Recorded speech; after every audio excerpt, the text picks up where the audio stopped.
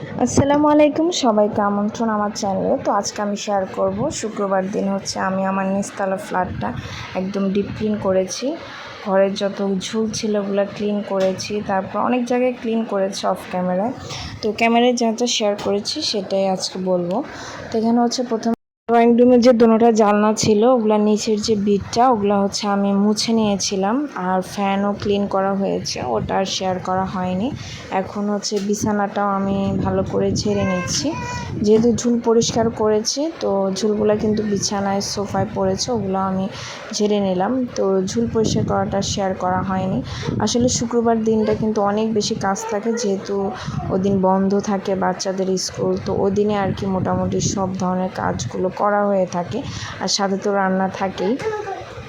তো মোটামুটি ড্রয়িং রুমের হচ্ছে সব কাজ শেষ। এবার হচ্ছে সোফাগুলো হচ্ছে আমি গুছিয়ে নেব কাপড়গুলো। যেহেতু প্রতিদিনই কম বেশি ক্লিন করা হয় তাই অত বেশি ময়লা জমে না। তবে জানলাটা তো আর প্রতিদিন ক্লিন করা হয় না, তো ওগুলো মাসে দেখা যায় 2বার বা 3বার এভাবে ক্লিন করি। তো ঘরের কোনো কোনায় যদি ময়লা থাকে তাহলে কিন্তু ভালো লাগে না। আর ডাইনিং টেবিলটা হচ্ছে সকালে আমি আগে গুছিয়ে নিয়েছি, এখন একটু হালকা ঝেড়ে নিচ্ছি। আর থালা বাসন ধুয়ে নিয়েছি, আর রান্নাঘরেরও অনেক কাজ ছিল, ওগুলো আমি শেয়ার করতে পারিনি। এখন হচ্ছে বেসিন এরিয়াটা আমি ক্লিন করব। বেসিনটা আমি ডেইলি ক্লিন করি, আমার কাছে বেসিন যদি নোংরা থাকে একদমই ভালো লাগে না। তো বেসিন যে টপটা ওটা হচ্ছে আমি ভালো করে ভিম লিকুইড দিয়ে ডলে নিচ্ছি, আর বেসিনের নিচে যে মার্বেলটা ওটাও হচ্ছে আমি মুছে নেব, তারপর উপরে যে গ্লাস ওটাও মুছে নেব। এভাবে ক্লিন থাকলে কিন্তু ঘরটা অনেক বেশি ফ্রেশ লাগে।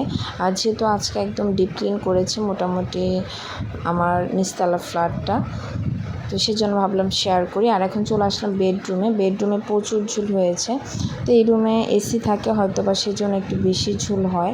তো ঝুলগুলো হচ্ছে আমি ভালো করে ক্লিন করে নিচ্ছি। একদম চারোদিকে বেশ ঝুল হয়েছে, এসির চারপাশেও ঝুল হয়েছে, তো ওগুলো সব আমি ক্লিন করে নিয়েছি।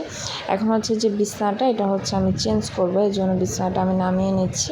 আর বালিশের কভারগুলোও সব চেঞ্জ করব, কোল বালিশের কভারগুলোও চেঞ্জ করব, নতুন একটা ক্লিন একটা চাদর বিছিয়ে দেবো। আর ক্লিন একটা চাদর বিছিয়ে দিলে কিন্তু ঘরটা এমনি অনেক ফ্রেশ লাগে, আর ক্লিন চাদরে কিন্তু ঘুমাতেও ভালো লাগে। তো দেখতেই পাচ্ছেন চাদরটা কিন্তু আমি চেঞ্জ করে নিয়েছি, বালিশের কভারও চেঞ্জ করে নিয়েছি। তো দেখা যায় আমি প্রতি সপ্তাহে চাদর বা বালিশের কভার চেঞ্জ করি, যেহেতু বেডরুমটায় বেশি থাকা হয় সেজন্য। আর অন্যান্য রুমের চাদরগুলো দেখা যায় মাসে 2বার চেঞ্জ করলে হয়। তো এই ছিল আজকের ভিডিও, সবাই ভালো থাকবেন।